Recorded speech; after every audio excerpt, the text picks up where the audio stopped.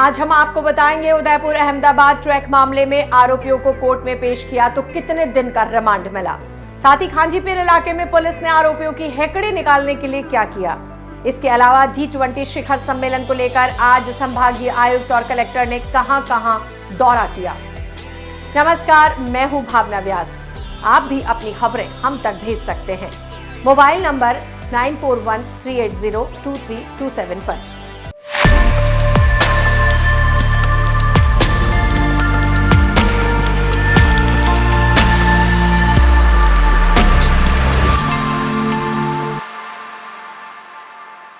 Udaipur Ahmedabad track पर blast के मामले में आरोपी धूलचंद सहित तीनों आरोपियों को कोर्ट ने 5 दिन के रिमांड पर भेज दिया।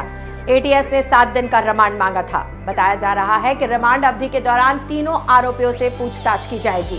संभावना जताई जा रही है कि आरोपियों से कई खुलासे हो सकते हैं। आपको बता दें कि उदयपुर अहमदाबाद ट्रैक पर विस्फोट के मामले में गिरफ्तार मुख्य आरोपी धूलचंद मीणा मुआवजा नहीं मिलने की बात को लेकर नाराज था। इसी को लेकर उसने घर से दूर ट्रैक पर डेटोनेटर से ब्लास्ट किया। हालांकि इस पूरे मामले में आरोपी धूलचंद के पिता ने अपने बयानों में कुछ अलग ही बताया। उनका कहना है कि भालड़िया स्थित जमीन उसके पिता मोगा मीणा के भाई थावरा, बेला, रूपा, ज्ञाना के नाम पर थी। ऐसे में जावर माइंस के भूमि अधिग्रहण के बाद मुआवजा देने के लिए हम पात्र नहीं थे। इसके बावजूद हिंदुस्तान जिंक ने नौकरी दी और उसके बाद शिकायत पर मुझे 2001 में निलंबित कर दिया। धूलचंद पिछले 15 सालों से ज्ञापन देकर अधिग्रहण के नाम पर जावर माइंस में नौकरी मांग रहा था। शहर में G20 शेरवा बैठक की तैयारियां जोर शोर से चल रही हैं। प्रशासनिक अधिकारी लगातार तैयारियों का जायजा ले रहे हैं और बैठकों के माध्यम से ये तय कर रहे हैं कि शिखर सम्मेलन में आने वाले विदेशी मेहमानों को कैसे आकर्षित किया जाए। इसको लेकर प्रशासन के नित नए नवाचार भी सामने आ रहे हैं। शुक्रवार को संभागीय आयुक्त राजेंद्र भट्ट और कलेक्टर ताराचंद मीणा ने तैयारियों का जायजा लिया। सुबह 10:30 बजे अधिकारियों के साथ निकले कमिश्नर व कलेक्टर ने कई जगह दौरा किया और तैयारियों का जायजा लिया। इधर शिल्पग्राम के दौरे के दौरान परिसर में व्यापक सफाई के निर्देश दिए। संभागीय आयुक्त राजेंद्र भट्ट ने कहा कि विदेशी मेहमानों के सामने उदयपुर की अच्छी छवि जानी चाहिए। इसके लिए प्रशासन के हर व्यक्ति को प्रयास करना चाहिए। उन्होंने किसी भी तरह की लापरवाही नहीं बरतने और व्यवस्था में 4 चांद लगाने के निर्देश दिए। सांस्कृतिक कार्यक्रमों के लिए व्यापक तैयारियों के निर्देश भी दिए। उन्होंने कहा कि संकल्प शक्ति हो तो 10 दिन में हर तरह की तैयारी हो सकती है। शिल्पग्राम से सिटी पैलेस पहुंचे कमिश्नर, कलेक्टर व अन्य अधिकारियों के दल ने सिटी पैलेस की जेटी से पिछोला झील का दौरा किया। झील में साफ सफाई के लिए निगम आयुक्त को निर्देश दिए। इस दौरान रास्ते में गणगौर नाव को भी देखा। वहीं गणगौर नाव को आकर्षक ढंग से सजाने के लिए निर्देश दिए। सिटी पैलेस व होटल लीला में भी तैयारियां देखी। जेटियों के आसपास चकाचक सफाई के लिए प्रबंधकों को पाबंद किया। उदयपुर की सूरजपोल थाना पुलिस ने बीते दिनों किशनपोल की जरीना नगर कॉलोनी में हुई फायरिंग के मुख्य आरोपी समेत 3 आरोपियों को गिरफ्तार किया है। पुलिस प्राइवेट नंबर की गाड़ियों में मौके पर पहुंची और दबिश देकर उन्हें पकड़ा। सज्जाद सराड़ी के भाई गुल बहादुर को भी पकड़ लिया है। उसके साथ 2 अन्य युवकों को पकड़ा गया है। एक आरोपी के कब्जे से अवैध पिस्टल भी मिली। पुलिस ने आरोपियों को पकड़कर किशनपोल इलाके में पैदल निकली ताकि लोगों के बीच उनका खौफ खत्म हो सके। थाना अधिकारी दलपत सिंह राठौर ने बताया कि शनिवार को किशनपोल में गवर्नमेंट प्रेस के पीछे आरोपियों के होने की जानकारी मिली।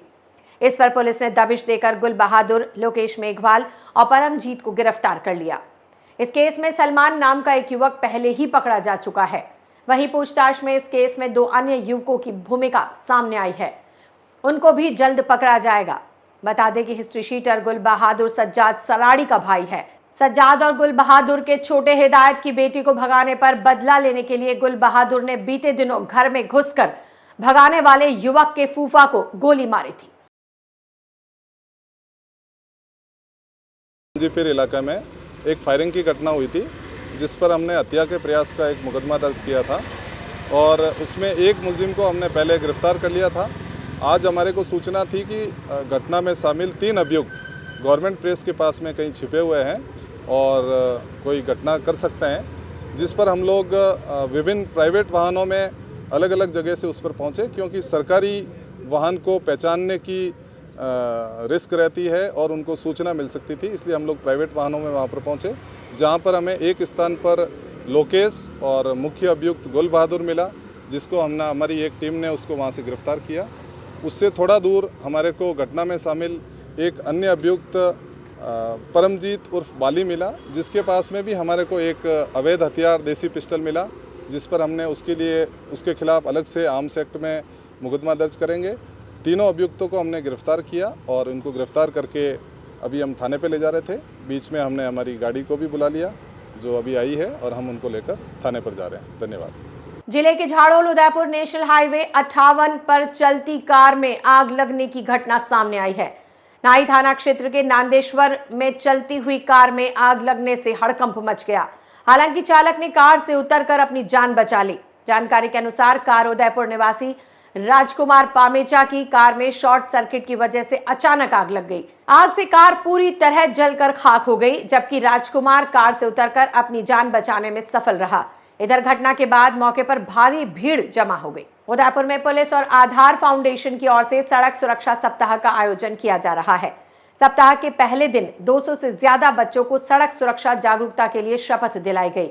हस्ताक्षर अभियान जारी रहेगा। एएसपी चंद्रशील ठाकुर ने बताया कि स्कूली बच्चों में सड़क सुरक्षा के नियमों को समझाने के लिए यह अभियान काफी महत्वपूर्ण है।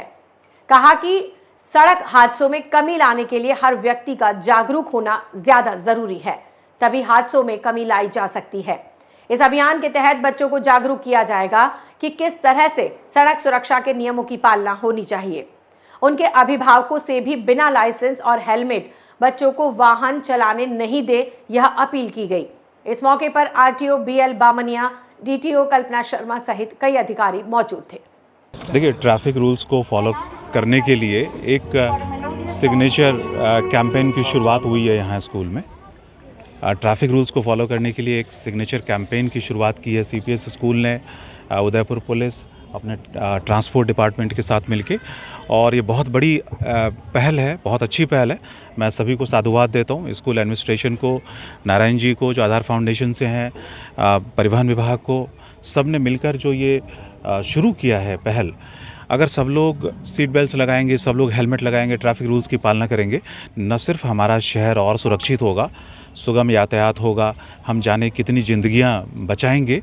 तो इस पहल के लिए मैं सबको धन्यवाद देता हूं, पर्टिकुलरली स्कूल एडमिनिस्ट्रेशन को और आधार फाउंडेशन को। और मेरी उम्मीद है कि जो लोग भी इस पर सिग्नेचर करते हैं और ये शपथ लेते हैं ट्रैफिक रूल्स फॉलो करने का, हम अगर कुछ भी ज़िंदगियां बचा पाएंगे तो ये हम सब के लिए बहुत बड़ी अचीवमेंट होगी। स्कूलों में बच्चे जो बिना लाइसेंस जी वाहन लाते हैं, जी जी जी आज मैंने रिक्वेस्ट भी की है। मुझे उम्मीद है कि प्रिंसिपल साहब, स्कूल एडमिनिस्ट्रेशन, पेरेंट्स से बात करेगा और जो व्हीकल्स लेकर आ रहे हैं उस पर रोक लगाएं। अगर हम सब मिलकर उनके व्हीकल्स पे रोक लगा देते हैं, they should not bring vehicles, कतई अलाउड नहीं है। जी सर, ये बच्चे ऑटो वगैरह से आते हैं, जी जी ओवरलोड होते हैं जी। अगर देखा जाए छुट्टी के समय देखेंगे जी तो जी बच्चे पीछे ऑटो के पीछे बैग पे बैठ के आते जी हैं। जी जी मतलब कैपेसिटी 8 की होगी तो सर 15 या 20 नहीं, इस पे भी डेफिनेटली कार्रवाई करेंगे। और मेरा फिर ये कहना है कि पेरेंट्स भी ध्यान रखें, अगर कुछ पैसे बचाने के लिए पेरेंट्स ज़्यादा बच्चे ऑटो में आ रहे हैं तो इसको बंद कराएं। ये बिल्कुल अनसेफ है। ऑटो तो आपको वैसे ही पता है, बड़े एक ऐसी व्हीकल होती है जो बैलेंस्ड नहीं होती, तो एक बार ये रोकना भी ज़रूरी है। कम से कम बच्चे आएँ और उतने ही आएँ जितना कि उसकी क्षमता है। जी। फैशन टेक्नोलॉजी एंड डिजाइनिंग विभाग मोहनलाल सुखाड़िया विश्वविद्यालय ने चित्तौड़गढ़ के अकोला जिले में 1 दिवसीय राष्ट्रीय सेमिनार का आयोजन किया।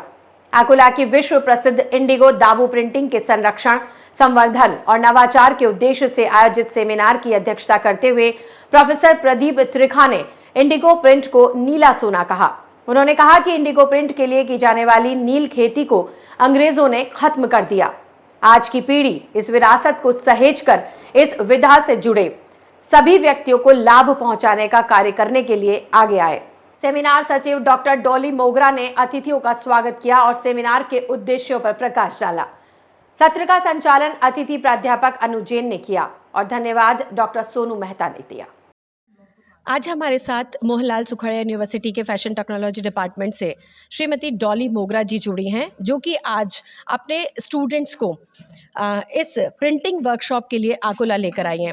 आइए उनसे जानते हैं और पूछते हैं कि इसके पीछे उनकी क्या विचारधारा है और क्या वो इस प्लानिंग को किस तरफ ले जाना चाह रही हैं। नमस्ते डॉली जी। नमस्ते। उदयपुर अपडेट्स में आपका स्वागत है। आपका भी बहुत बहुत धन्यवाद कि आप हमारे लिए यहाँ पर आए। और जैसा कि आप जानते हैं कि जब हम यूनिवर्सिटी से बाहर निकलते हैं और जब गांव ढाणियों में जाकर जो एक्चुअल आर्टिजन्स हैं जो इस शिल्प से जुड़े हुए हैं उनके साथ मिलकर काम करते हैं, तो एक लर्निंग का जो लेवल होता है वो अलग तरह का होता है। हमने जो वर्कशॉप ऑर्गेनाइज़ की है 6 दिन की अकोला गांव में, जो कि वर्ल्ड लेवल पे फेमस है अकोला इंडिगो प्रिंटिंग के लिए। और उसके साथ ही आज उसका क्लोजिंग है जिसमें हम एक नेशनल सेमिनार आयोजित कर रहे हैं, जिसमें हम अलग अलग जगहों के जो और आर्टिजन्स हैं जो इस विधा से जुड़े हुए हैं, जो साइंटिस्ट हैं, उनके साथ बच्चों को रूबरू कराएंगे। और preservation of indigenous heritage Indigo printing को लेकर हमने एक सेमिनार ऑर्गेनाइज किया है। और जो हमारे डिप्लोमा कोर्सेज़ के एमवॉक के फैशन टेक्नोलॉजी एंड डिज़ाइनिंग के जो बच्चे हैं वो पिछले 7 दिनों से यहाँ पर आ रहे हैं। और जो यहाँ पर सुरेश जी छीपा हैं, जो कि अभी एक समर्थ ट्रेनिंग और जो ऑर्गेनाइज़ हो रही है यहाँ पर मिनिस्ट्री ऑफ टेक्सटाइल्स के हैंडीक्राफ्ट्स के सहयोग से, उनसे जो जुड़े हुए ऑफिसर्स हैं वो भी यहाँ पर हैं। तो उनके सहयोग से हमारे बच्चे जो हैं इस ट्रेनिंग में जो महिलाएं और यहाँ के आसपास की हैं उनके साथ मिलकर सीख रही हैं। तो ये एक कोलैबोरेशन हमने बिठाने की कोशिश की है कि बच्चे कुछ सीखें और बच्चे जो नए डिज़ाइंस के ऊपर काम करते हैं, क्योंकि जो यंग जनरेशन है और जो ट्रेडिशनल वर्क है, इन दोनों का जो कॉम्बिनेशन है, उन दोनों की कॉम्बिनेशन से कुछ नया इनोवेशन होगा। तो ये सब एक कोशिश नए इनोवेशन की और हमारे ट्रेडिशन को सहेजने की, संयोजन करने की और संवर्धन करने की हमारी एक कोशिश है। और इसके लिए मैं आपसे मिलवाना चाहूँगी कि जो सुरेश जी छीपा हैं वो हमें इस काम में बहुत ही सहयोग दे रहे हैं। बिल्कुल डॉली जी, आपका बहुत बहुत धन्यवाद। और अब हम आपको लिए चलते हैं सुरेश जी छीपा जी की तरफ, जो कि यूनिवर्सिटी के इस सराहनीय कार्यक्रम के इस प्रोग्राम में इनका सहयोग कर रहे हैं। उसके साथ ही आप अपने आप में एक भारत के लिए एक विशेष स्थान रखते हैं, क्योंकि ये राष्ट्रीय पुरस्कार प्राप्त हैं अपनी इस कला में। और आइए इससे ज़्यादा इनसे ही जानते हैं कि इनका इतिहास क्या रहा है और इन्होंने कहाँ तक अपनी पहुँच बनाई है, और इसके साथ ही भविष्य में इनकी क्या प्लानिंग है, ये सब हम इन्हीं के मुख से जानेंगे। सर नमस्कार। नमस्कार। सबसे पहले सर आपका उदयपुर अपडेट्स में स्वागत है। जैसा कि डॉली जी ने बताया कि आप अपनी कला को नए जो पीढ़ी है, नई पीढ़ी, उसके साथ मिलकर आप एक नया आयाम तक पहुंचाने की कोशिश कर रहे हैं। तो सर वहाँ से लेके शुरू से लेके आगे तक जो भी प्लानिंग है उसके बारे में आप हमारे दर्शकों को बताएं।